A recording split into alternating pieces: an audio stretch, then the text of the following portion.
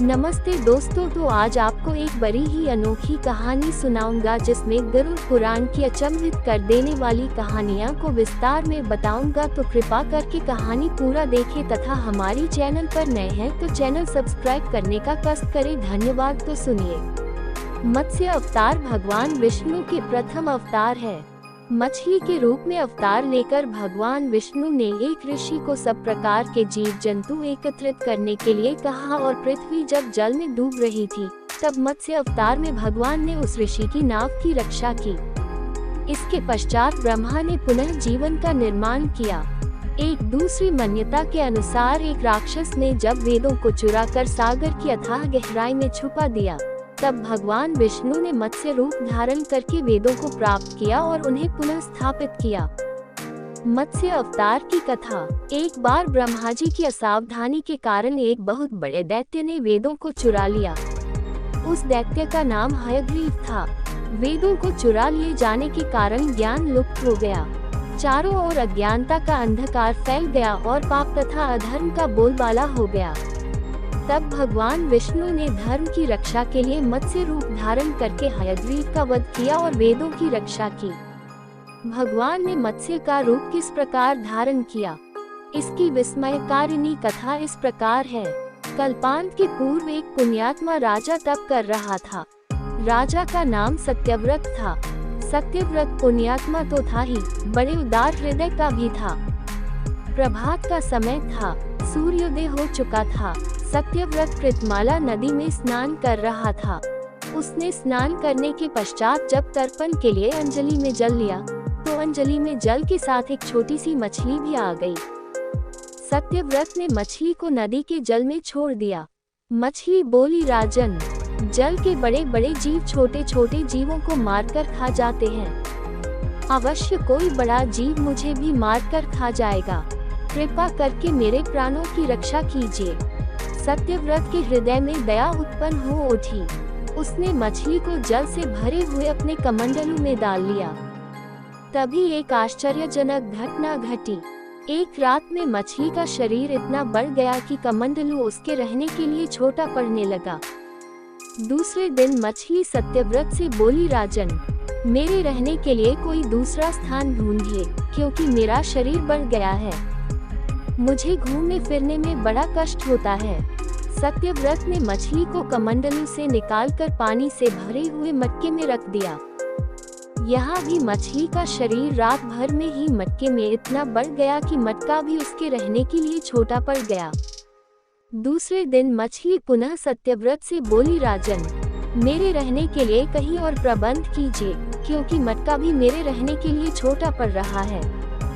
तब सत्यव्रत ने मछली को निकालकर एक सरोवर में डाल किया, किंतु सरोवर भी मछली के लिए छोटा पड़ गया। इसके बाद सत्यव्रत ने मछली को नदी में और फिर उसके बाद समुद्र में डाल दिया। आश्चर्य! समुद्र में भी मछली का शरीर इतना अधिक बढ़ गया कि मछली के रहने के लिए वह छोटा पड़ गया। अतः मछली पुनः सत्यव्रत से बोली, राजन, ये समुद्र भी मेरे रहने के लिए उपयुक्त नहीं है। मेरे रहने की व्यवस्था कहीं और कीजिए। अब सत्यव्रत विस्मित हो उठा।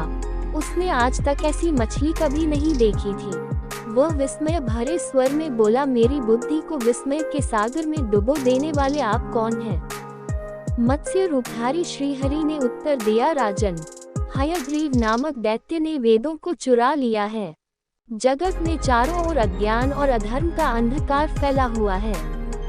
मैंने हयग्रीव को मारने के लिए ही मत्स्य का रूप धारण किया है। आज से 7वें दिन पृथ्वी प्रलय के चक्र में फिर जाएगी। समुद्र उमड़ उठेगा, भयानक वृष्टि होगी, सारी पृथ्वी पानी में डूब जाएगी। जल के अतिरिक्त कहीं कुछ भी दृष्टिगोचर नहीं होगा। आपके पास एक नाव पहुंचेगी। आप सभी अनाजों और औषधियों के बीजों को लेकर सप्त ऋषियों के साथ नाव पर बैठ जाएगा। मैं उसी समय आपको पुनः दिखाई पड़ूंगा और आपको आत्म तत्व का ज्ञान प्रदान करूंगा। सत्यव्रत उसी दिन से हरि का स्मरण करते हुए प्रलय की प्रतीक्षा करने लगे। 7वें दिन प्रलय का दृश्य उपस्थित हो उठा। समुद्र भी उमड़कर अपनी सीमाओं से बाहर बहने लगा। भयानक वृष्टि होने लगी। थोड़ी ही देर में सारी पृथ्वी पर जल ही जल हो गया। संपूर्ण पृथ्वी जल में समा गई।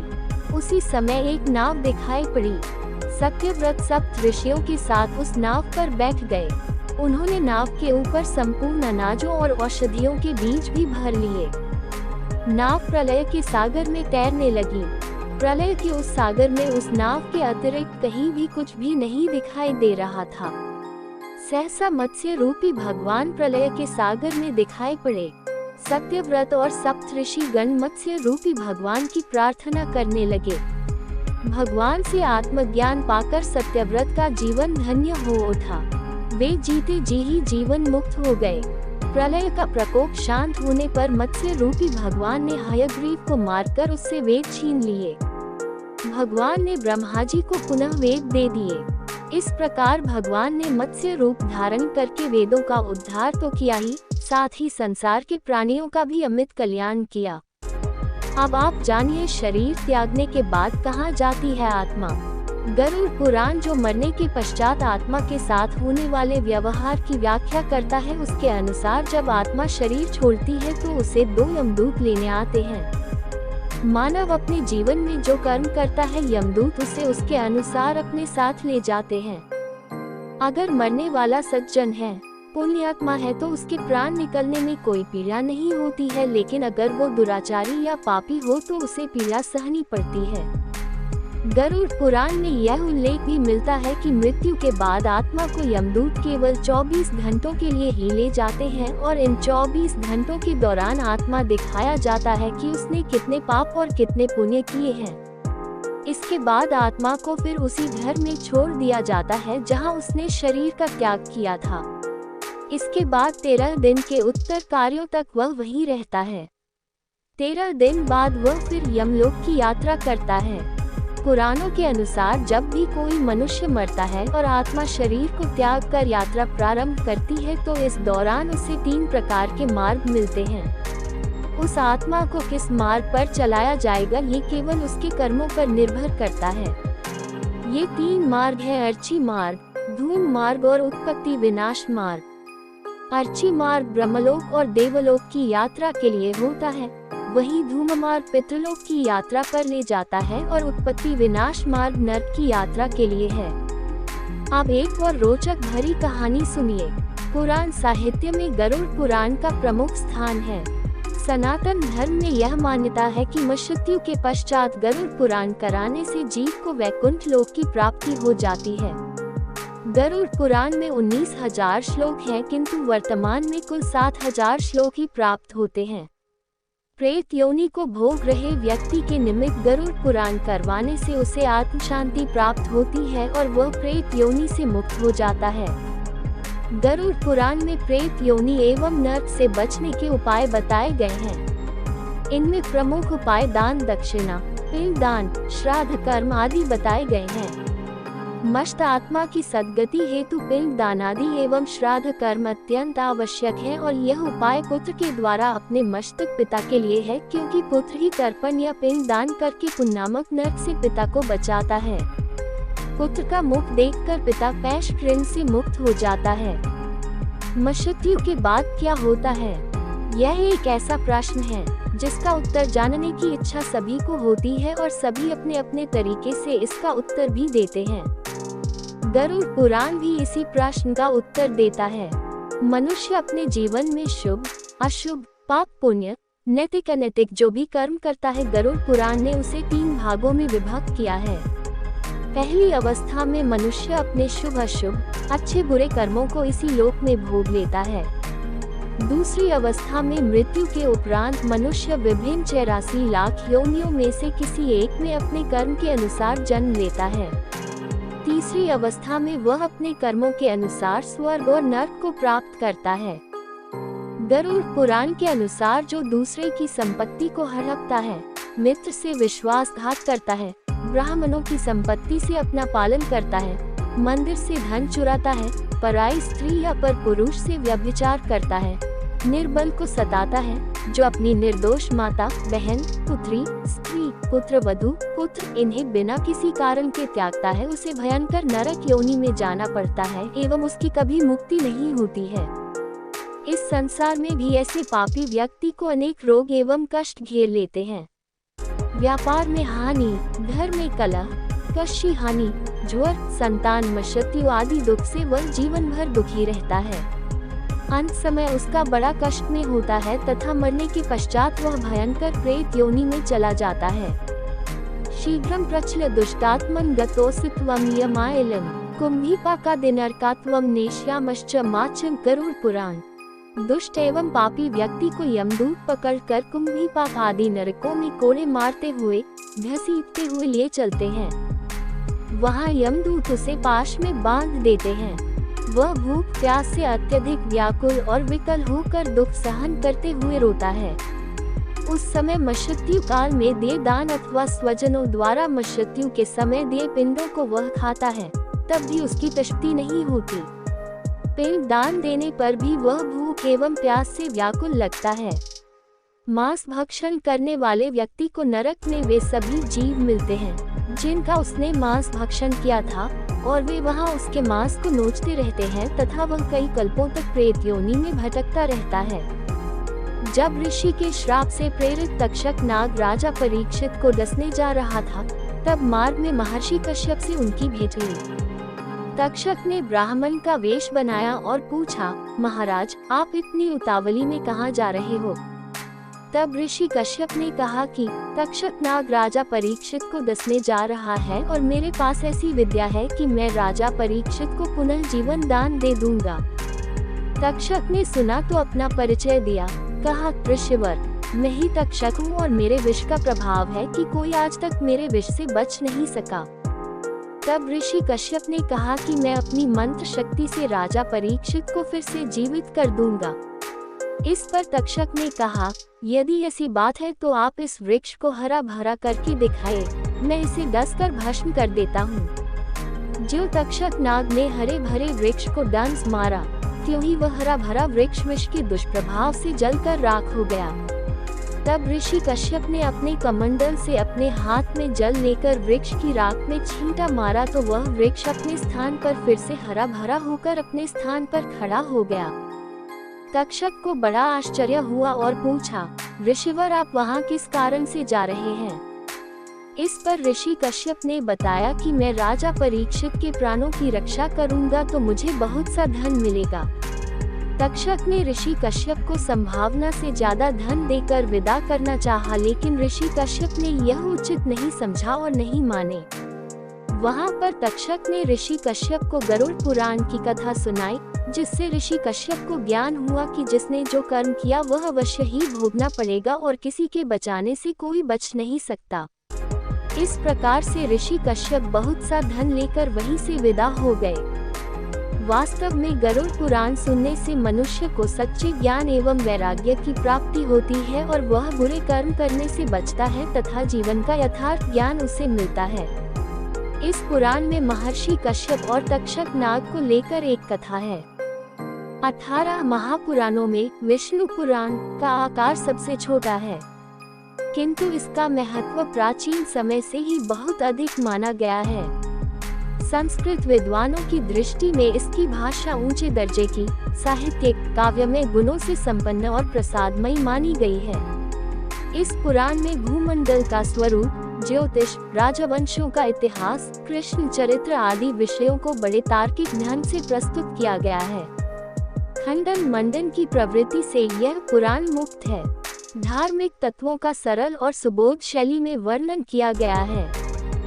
7000 श्लोक। इस पुराण में इस समय 7000 श्लोक उपलब्ध हैं। वैसे कई ग्रंथों में इसकी श्लोक संख्या 23000 बताई जाती है। ये पुराण 6 भागों में विभक्त है।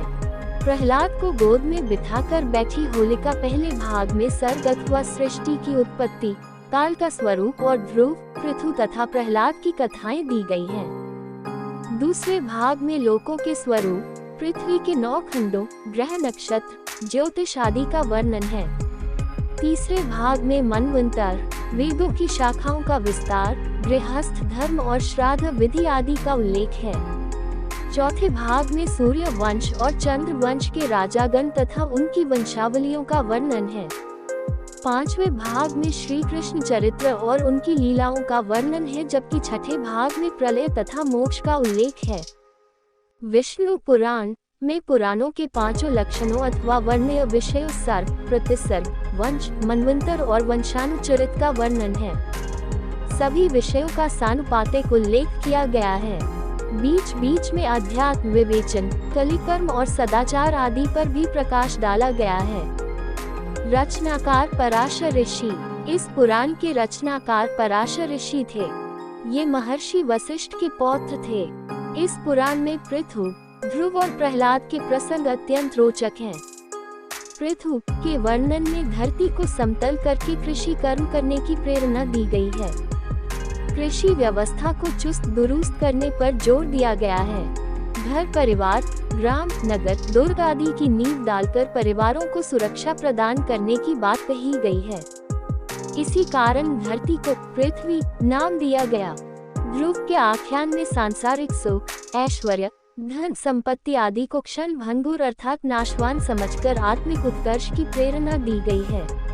प्रहलाद के प्रकरण में परोपकार तथा संकट के समय भी सिद्धांतों और आदर्शों को न त्यागने की बात कही गई है। कृष्ण चरित्र का वर्णन। विष्णु पुराण में मुख्य रूप से कृष्ण चरित्र का वर्णन है, यद्यपि संक्षेप में राम कथा का उल्लेख भी प्राप्त होता है। इस पुराण में कृष्ण के समाज सेवी, प्रजा प्रेमी, लोकरंजक तथा लोकहिताय स्वरूप को प्रकट करते हुए उन्हें महामानव की संज्ञा दी गई है। श्री कृष्ण ने प्रजा को संगठन शक्ति का महत्व समझाया और अन्याय का प्रतिकार करने की प्रेरणा दी। अधर्म के विरुद्ध धर्म शक्ति का परचम लहराया। महाभारत में कौरवों का विनाश और कालिया दहन में नागों का संहार उनकी लोकोपकारी छवि को प्रस्तुत करता है। कृष्ण के जीवन की लोकोपयोगी घटनाओं को अलौकिक रूप देना उस महामानव के प्रति भक्ति भावना की प्रतीक है। इस पुराण में कृष्ण चरित्र के साथ साथ भक्ति और वेदांत के उत्तम सिद्धांतों का भी प्रतिपादन हुआ है। यहाँ आत्मा को जन्म मृत्यु से रहित, निर्गुण और अनंत बताया गया है। समस्त प्राणियों में उसी आत्मा का निवास है। ईश्वर का भक्त वही होता है जिसका चित्त शत्रु और मित्र में संभाव रखता है, दूसरों को कष्ट नहीं देता, कभी व्यर्थ का गर्व नहीं करता और सभी में ईश्वर का वास समझता है। वह सदैव सत्य का पालन करता है और कभी असत्य नहीं बोलता। राजवंशों का वृतांत। इस पुराण में प्राचीन काल के राजवंशों का वृतांत लिखते हुए कलियुगी राजाओं को चेतावनी दी गई है कि सदाचार से ही प्रजा का मन जीता जा सकता है, पापमय आचरण से नहीं। जो सदा सत्य का पालन करता है, सबके प्रति मैत्री भाव रखता है और दुख सुख में सहायक होता है, वही राजा श्रेष्ठ होता है। राजा का धर्म प्रजा का हित संधान और रक्षा करना होता है। जो राजा अपने स्वार्थ में डूबकर प्रजा की उपेक्षा करता है और सदा भोग विलास में डूबा रहता है, उसका विनाश समय से पूर्व ही हो जाता है। कर्तव्यों का पालन। इस पुराण में स्त्रियों, साधुओं और शूद्रों को श्रेष्ठ माना गया है। जो स्त्री अपने तन मन से पति की सेवा तथा सुख की कामना करती है, उसे कोई अन्य कर्मकांड किए बिना ही सद्गति प्राप्त हो जाती है। इसी प्रकार शूद्र भी अपने कर्तव्यों का पालन करते हुए वह सब प्राप्त कर लेते हैं जो ब्राह्मणों को विभिन्न प्रकार के कर्मकांड और तप आदि से प्राप्त होता है। कहा गया है, शूद्रोश्च द्विज शुश्रूषा तत्प्रद्विज सत्तमा तथा दभ्यस्त्रीभिर्नाया सत्पति शुश्रूयभे। एक अर्थात शूद्र ब्राह्मणों की सेवा से और स्त्रियां पति की सेवा से ही धर्म की प्राप्ति कर लेती हैं। आध्यात्मिक चर्चा। विष्णु पुराण के अंतिम 3 अध्यायों में आध्यात्मिक चर्चा करते हुए त्रिविध ताप, परमार्थ और ब्रह्मयोग का ज्ञान कराया गया है। मानव जीवन को सर्वश्रेष्ठ माना गया है। इसके लिए देवता भी लालायित रहते हैं। जो मनुष्य माया मोह के जाल से मुक्त होकर कर्तव्य पालन करता है, उसे ही इस जीवन का लाभ प्राप्त होता है। निष्काम कर्म और ज्ञान मार्ग का उपदेश भी इस पुराण में दिया गया है। लौकिक कर्म करते हुए भी धर्म पालन किया जा सकता है। कर्म मार्ग और धर्म मार्ग दोनों का ही श्रेष्ठ माना गया है। कर्तव्य करते हुए व्यक्ति चाहे घर में रहे या वन में, वही ईश्वर को अवश्य प्राप्त कर लेता है। महाभारत कालीन भारत का मानचित्र भारतवर्ष को कर्मभूमि कहकर उसकी महिमा का सुंदर बखान करते हुए पुराणकार कहता है, इत स्वर्गश्च मोक्षश्च मध्यम चान्तश्च गम्यते न खल्वन्यत्र मर्त्यानां कर्मभूमौ विधीयते। 2 अर्थात यहीं से स्वर्ग, मोक्ष, अंतरिक्ष अथवा पाताल लोक पाया जा सकता है। इस देश के अतिरिक्त किसी अन्य भूमि पर मनुष्यों के लिए कर्म का कोई विधान नहीं है। इस कर्मभूमि की भौगोलिक रचना के विषय में कहा गया है, उत्तर यत् समुद्रस्य हिमाद्रेश्चैव दक्षिणम वर्ष तद भारत नाम भारती यत्र संतति। 3 अर्थात समुद्र के उत्तर में और हिमालय के दक्षिण में जो पवित्र भूभाग स्थित है उसका नाम भारतवर्ष है। उसकी संतति भारतीय कहलाती है। इस भारत भूमि की वंदना के लिए विष्णु पुराण का ये पद विख्यात है, गायन्ति देवा किल गीतकानि धन्यास्तुते भारत भूमि भागे स्वर्गापवर्गस्पद्मार्ग भूते भवन्ति भूये पुरुषः सुरत्वात् कर्मान् संकल्पित तवत्फलानि संन्यस्य विष्णु परमात्म भूते अवाप्यता कर्म हिन्नन्ते तस्मिन् लयम् ये त्वमला प्रयान्ति। 4 अर्थात देवगण निरंतर यही गान करते हैं कि जिन्होंने स्वर्ग और मोक्ष के मार्ग पर चलने के लिए भारत भूमि में जन्म लिया है, वे मनुष्य हम देवताओं की अपेक्षा अधिक धन्य तथा भाग्यशाली हैं। जो लोग इस कर्मभूमि में जन्म लेकर समस्त आकांक्षाओं से मुक्त अपने कर्म परमात्मा स्वरूप श्री विष्णु को अर्पण कर देते हैं, वे पाप रहित होकर निर्मल हृदय से उस अनंत परमात्म शक्ति में लीन हो जाते हैं। ऐसे लोग धन्य होते हैं। विष्णु पुराण में कलि युग में भी सदाचरण पर बल दिया गया है।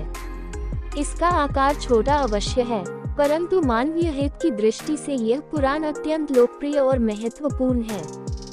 अब हम जानेंगे यजुर्वेद की कहानी, तो सुनिए। यजुष शब्द का अर्थ है यज्ञ। यजुर्वेद मूलतः कर्मकांड ग्रंथ है।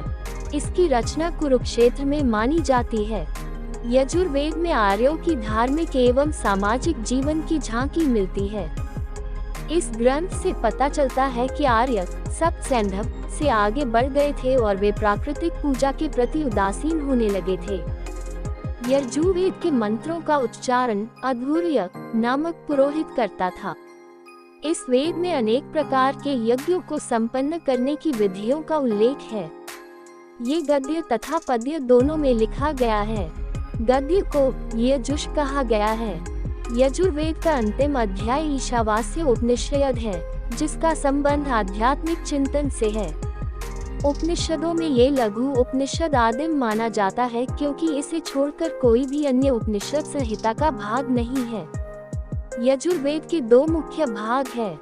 1 शुक्ल यजुर्वेद, 2 कृष्ण यजुर्वेद। शुक्ल यजुर्वेद विषय सूची छिपाएं 1 शुक्ल यजुर्वेद, 2 कृष्ण यजुर्वेद, 3 यजुर्वेद की अन्य विशेषताएं, 4 संबंधित लेख। इसमें केवल दर्श पौर्मास आदि अनुष्ठानों के लिए आवश्यक मंत्रों का संकलन है। इसकी मुख्य शाखाएं हैं 1 माध्यम दिन, 2 काण्व। इसकी संहिताओं को वाजस्नेय भी कहा गया है, क्योंकि वाजसनी के पुत्र याज्ञवल्क्य वाजस्नेय इसके दृष्टा थे। इसमें कुल 40 अध्याय हैं। कृष्ण यजुर्वेद, इसमें मंत्रों के साथ साथ तंत्र योजक ब्राह्मणों का भी सम्मिश्रण है। वास्तव में मंत्र तथा ब्राह्मण का एकत्र मिश्रण ही कृष्ण यजुः के कृष्णत्व का कारण है तथा मंत्रों का विशुद्ध एवं अमिश्रित रूपी शुक्ल यजुष के शुक्लत्व का कारण है। इसकी मुख्य शाखाएं हैं 1 तैत्तिरीय, 2 मैत्रायणी, 3 कठोर, 4 कपिस्थल। तैत्तिरीय संहिता कृष्ण यजुर्वेद की शाखा को आपस्तम्भ संहिता भी कहते हैं। महर्षि पंतजलि द्वारा उल्लिखित यजुर्वेद की 101 शाखाओं में इस समय केवल उपरोक्त 5 वाजस्नेय, तैत्तिरीय, कपिस्थल और मैत्रायणी ही उपलब्ध हैं। यजुर्वेद से उत्तर वैदिक युग की राजनीतिक, सामाजिक एवं धार्मिक जीवन की जानकारी मिलती है। इन दोनों शाखाओं में अंतर यह है कि शुक्ल यजुर्वेद पद्य संहिताओं को विवेचनात्मक सामग्री ब्राह्मण से अलग करता है, जबकि कृष्ण यजुर्वेद में दोनों ही उपस्थित हैं। यजुर्वेद में वैदिक अनुष्ठान की प्रकृति पर विस्तृत चिंतन है और इसमें यज्ञ संपन्न कराने वाले प्राथमिक ब्राह्मण व आहुति देने के दौरान प्रयुक्त मंत्रों पर गीति पुस्तिका भी शामिल है। इस प्रकार यजुर्वेद यज्ञों के आधारभूत तत्वों से सर्वाधिक निकटता रखने वाला वेद है। यजुर्वेद संहिताएं संभवतः अंतिम रचित संहिताएं थीं, जो दूसरी सहस्त्राब्दी के अंत से लेकर पहली सहस्त्राब्दी की आरंभिक शताब्दियों के बीच की है। यजुर्वेद की अन्य विशेषताएं। यजुर्वेद गद्यात्मक हैं। यज्ञ में कहे जाने वाले गद्यात्मक मंत्रों को यजुस् कहा जाता है। यजुर्वेद के पद्यात्मक मंत्र ऋग्वेद या अथर्ववेद से लिए गए हैं। इनमें स्वतंत्र पद्यात्मक मंत्र बहुत कम हैं। यजुर्वेद में यज्ञों और हवनों के नियम और विधान हैं। ये ग्रंथ कर्मकांड प्रधान है। यदि ऋग्वेद की रचना सप्त सिंधु क्षेत्र में हुई थी तो यजुर्वेद की रचना कुरुक्षेत्र के प्रदेश में हुई थी। इस ग्रंथ से आर्यों के सामाजिक और धार्मिक जीवन पर प्रकाश पड़ता है। वर्ण व्यवस्था तथा वर्णाश्रम की झांकी भी इसमें है। यजुर्वेद में यज्ञों और कर्मकांड का प्रधान है। निम्नलिखित उपनिषद भी यजुर्वेद से संबद्ध हैं। श्वेताश्वतर, बृहदारण्यक, ईश, प्रश्न, मुंडक, मांडूक्य। प्राचीन वैदिक ग्रंथ यजुर्वेद में औषधीय वनस्पतियों की प्रार्थना संबंधी मंत्र दिए गए हैं। इनमें से 2 मंत्र संख्या 100 एवं 101 इस प्रकार हैं। दीर्घायुस्त औषधे खनिता यस्मै चत्वा खनाम्यहम् अथो त्वं दीर्घायुर्भूत्वा शतवल्शा विरोहतात्। शुक्ल यजुर्वेद संहिता अध्याय 12 मंत्र 100। दीर्घायुत औषधे खनिता यस्मै चत्वा खनाम्यहम् अथो त्वं दीर्घायुः भूत्वा शतवल्शा विरोहतात्। खनिता खनन करने वाला, शतवल्शा 100 अंकुरों वाला, विरोहतात् ऊपर उठो, आरोहण पाओ। हे औषधि, हे वनस्पति, तुम्हारा खनन खोदने का कार्य करने वाला मैं दीर्घायु रहूं। जिस आतुर रोगी के लिए मैं खनन कर रहा हूं वह भी दीर्घायु होवे। तुम स्वयं दीर्घायु एवं 100 अंकुरों वाला होते हुए ऊपर उठो, वृद्धि प्राप्त करो। त्वमुतमास्योषधि वृक्षा उपस्तयः उपस्थिरस्तु सोऽस्माकं यो अस्मो दो भिदासति। शुक्ल यजुर्वेद संहिता अध्याय 12 मंत्र 101। त्वम उत्तमसि ओषधे तब वृक्षा उपस्तयः उपस्तेहस्तु सा अस्माकं यो अस्मान् अभिदासति।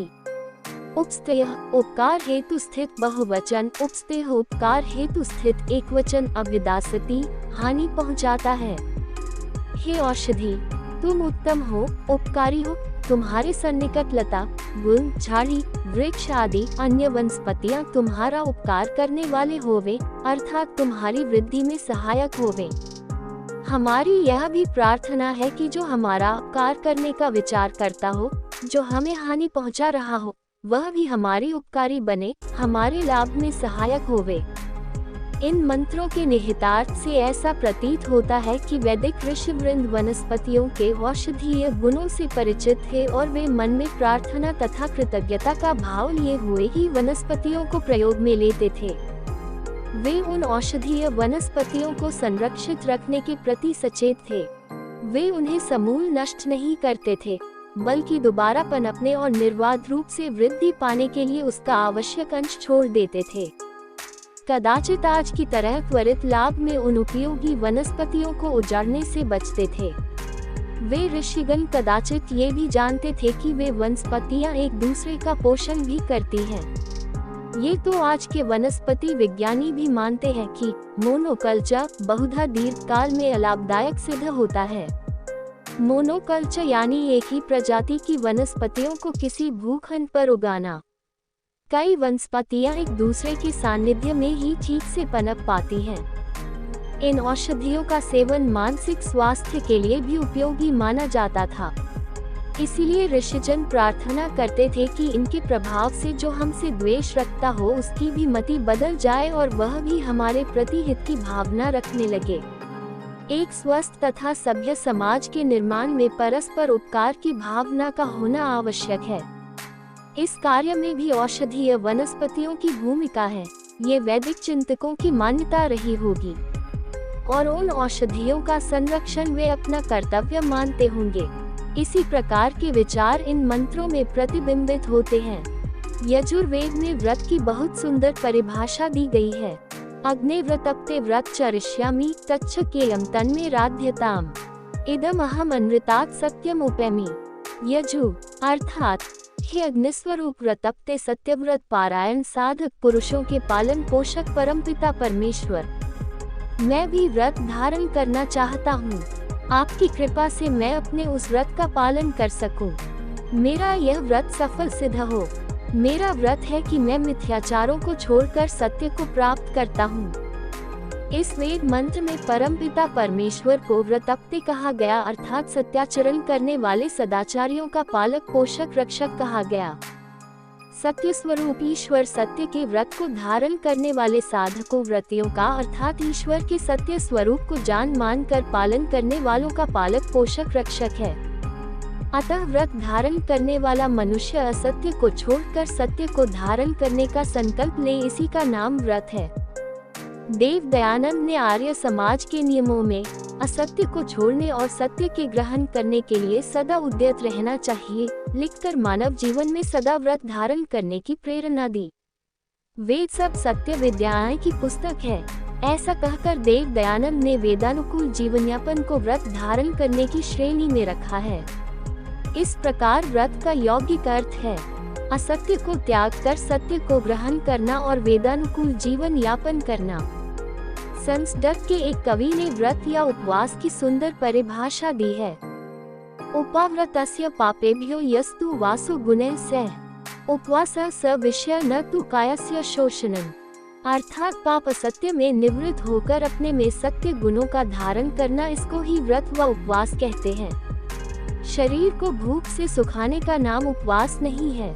ईश्वर स्तुति प्रार्थना उपासना मंत्रों में प्रथम मंत्र विश्वानि देव सवितर दुरितानि परासु यद भद्रम तन्न आसु, अर्थात विश्वानि देव परमपिता परमेश्वर से मनुष्य अपने संपूर्ण दुर्गुण दुर्व्यसनों असत्य को दूर करते हुए मंगलमय गुण कर्म पदार्थ सत्य को प्राप्त करने की कामना करते हुए व्रतपति ईश्वर से अपने सत्य व्रत को धारण करने की सफलता की प्रार्थना कामना करता है।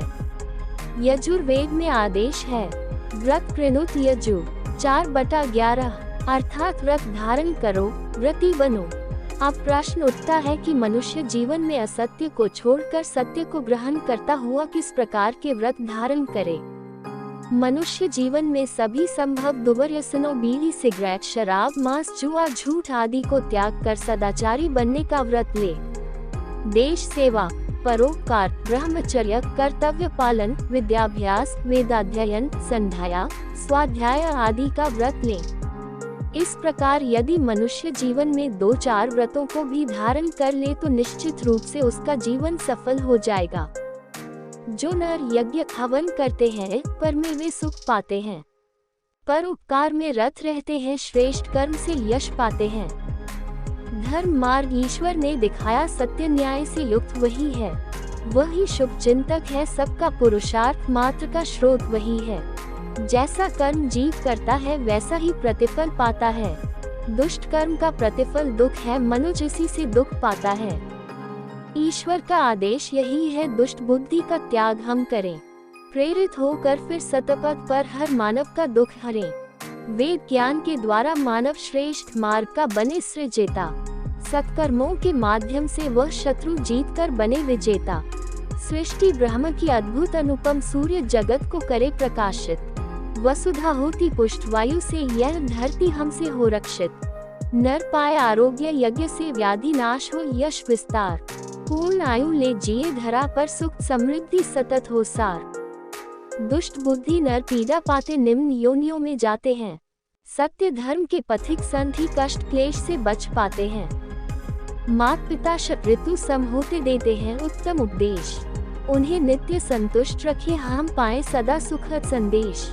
बाल्यकाल में माता पिता जो संतति को देते आकार, उन्हें सदा ही हम कृतज्ञ बन गरिमामय देवे व्यवहार। पर हित चिंतन होता जिसका विद्यावान वही होता है, नव शुचि होता यज्ञ धूम से आरोग्य तभी पावस देता है। राजपुरुष का यज्ञ न्याय है, जनहित हो राजा का ध्येय, धर्म अर्थ और काम मोक्ष हो हर मानव का चिंतन श्रेय। ईश्वर का आदेश यही है, सिंहासन उत्तम जन को सौंपो, सुख से भर दो वसुंधरा को, क्षुद्र पुरुष को कभी न सौंपो। आज्ञा ये भी है ईश्वर की, उत्तम हो व्यक्तित्व तुम्हारा, जगता कभी न हो तन मन में, जग पूरा परिवार हमारा। विद्याओं में जो पारंगत हो, राजतंत्र का हो अधिकारी, सज्जन की रक्षा करता हो, दुर्जन हेतु विपद हो भारी। ब्रह्मचर्य है पहला आश्रम, उत्तम विद्या ग्रहण करे नर, द्वितीय गृहस्थाश्रम में संचय, तृतीय आश्रम धर्मचर, चतुर्थ आश्रम सन्यासी का बन, सन्यासी धर्म धरे नर।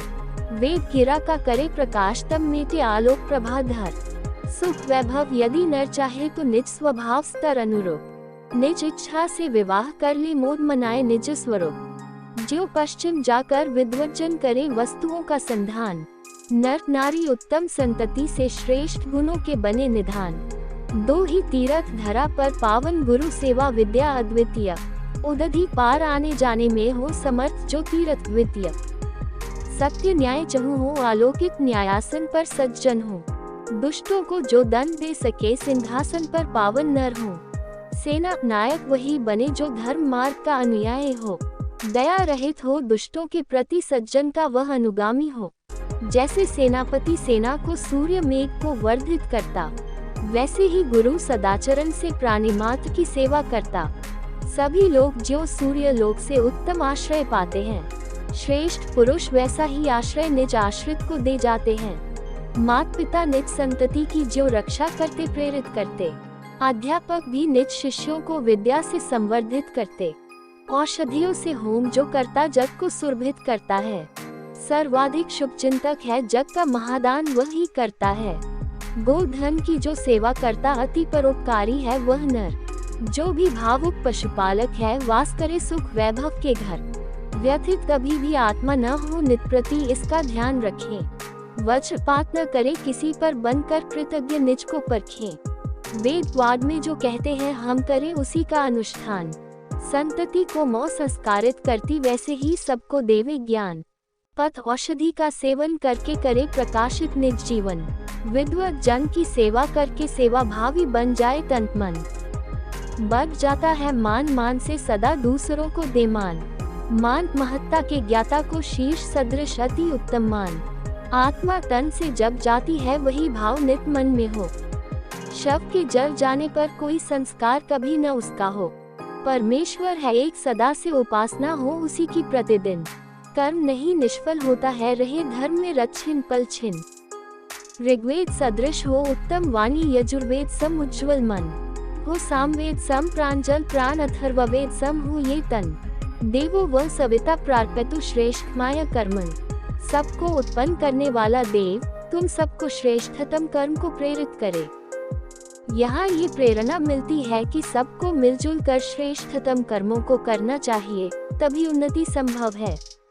प्रत्येक मनुष्य की यह महत्वाकांक्षा होनी चाहिए कि वह ऐसे कार्य करे जो उन्नतिकारक एवं प्रशंसनीय हो। ऐसे कर्म नहीं करने चाहिए जो अवनति की ओर प्रवृत्त करें। यहाँ श्रेष्ठतम कर्म करने का आदेश है। ऐसे सर्वोत्तम कर्मों के प्रतिफल में सर्व प्रकार से उन्नति होती है। माँ हवारमा ते यज्ञ पतेह वार्षित, तू कुटिल न बन वन तेरा यज्ञपति भी कुटिल होवे। सुकर्म करने के लिए अकुटिल अर्थात सरल होना चाहिए। सा विश्वायु, सा विश्वाकर्मा, सा विश्वाधाया। सर्वायु, सर्वकर्म शकित व सर्वधारक शकित के रूप में ये तीन कामधेनुएं हैं। प्रत्येक मनुष्य के पास तीन प्रकार की कामधेनुएं हैं, सर्वायु, सर्वकर्मा व सर्वधाया।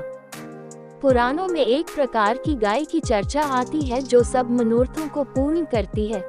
ये स्वर्ग की गाय है जिसे कामधेनु कहते हैं।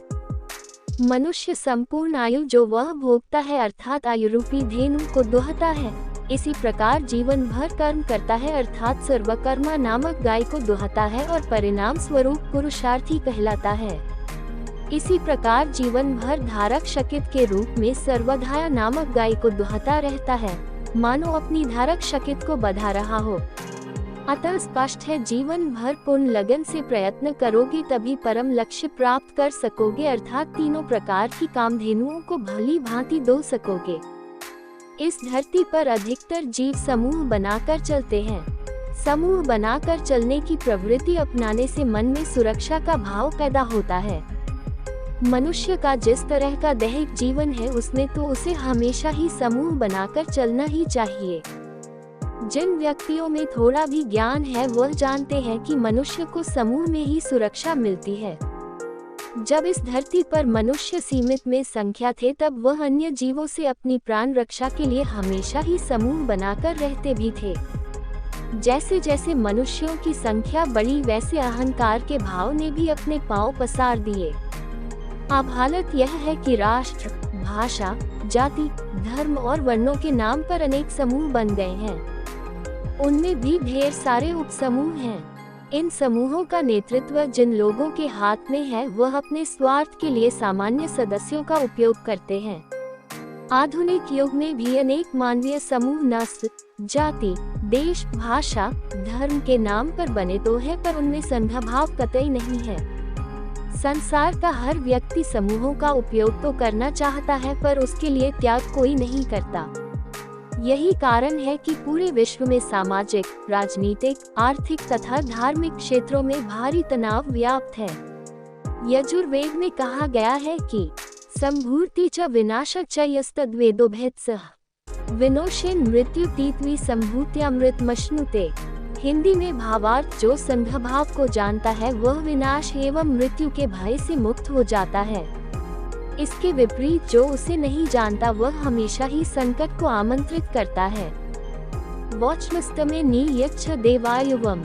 हिंदी में भावार्थ हम ऐसी वाणी का उपयोग करें जिससे सभी लोगों का एकत्रित हो। हृदय में संयुक्त या संघभाव धारण करने का यह मतलब कतई नहीं है कि हम अपनी समूह के सदस्यों से सहयोग या त्याग की आशा करें पर समय पड़ने पर उनका साथ छोड़ दें। हमारे देश में संयुक्त परिवारों की वजह से सामाजिक एकता का भाव पहले तो था पर अब सीमित परिवार, भौतिकता के प्रति अधिक झुकाव तथा स्वयं के पूजित होने के भाव ने एकता की भावना को कमजोर कर दिया है। हमने उस पाश्चात्य संस्कृति और व्यवस्था को प्रमाणिक मान लिया है जो प्रकृति के विपरीत चलती है।